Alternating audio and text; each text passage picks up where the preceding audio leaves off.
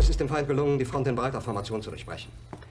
Im Süden hat der Gegner Zossen genommen und stößt auf Stahnsdorf vor. Der Feind operiert jetzt am nördlichen Stadtrand zwischen Frohnau und Pankow. Und im Osten ist der Feind bis zur Linie Lichtenberg-Marsdorf-Karlshorst gelangt. Mit dem Angriff Steiners wird das alles in Ordnung kommen. Mein Führer, Steiner konnte nicht genügend Kräfte für einen Angriff massieren. Der Angriff Steiner ist nicht erfolgt.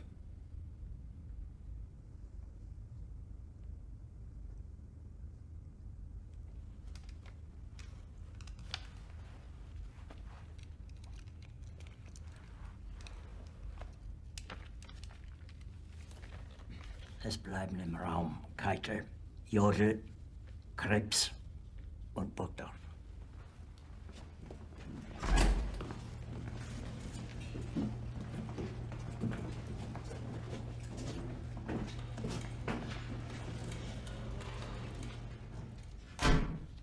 Das war ein Befehl! Der Angriff Steiners war ein Befehl! Wer sind Sie, dass Sie es wagen, sich mein Befehl zu widersetzen? So weit ist es also gekommen. Das Militär hat mich belogen! Jeder hat mich belogen, sogar die SS!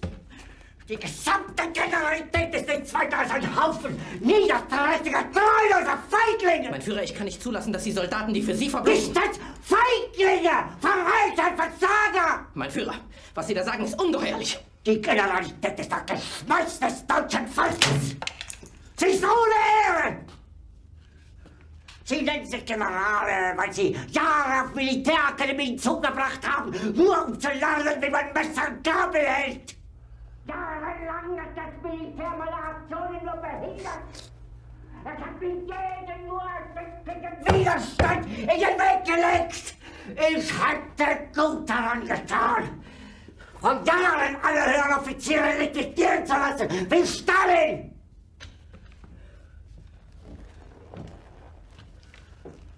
Ich war nie auf einer Akademie. Und doch habe ich allein auf mich gestellt, ganz Europa erobert. Verräter!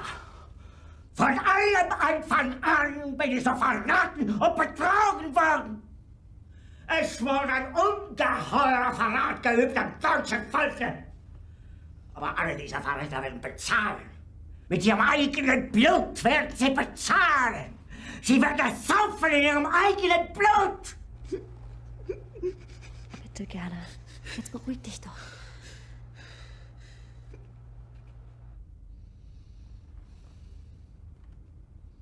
Meine Befehle sind in den Wind gesprochen.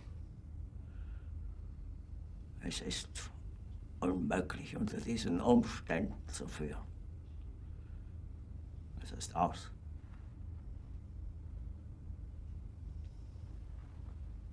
Der Krieg ist verloren.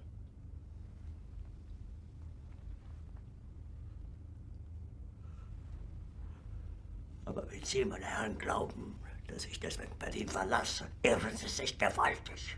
Eher jage ich mir eine Kugel durch den Kopf.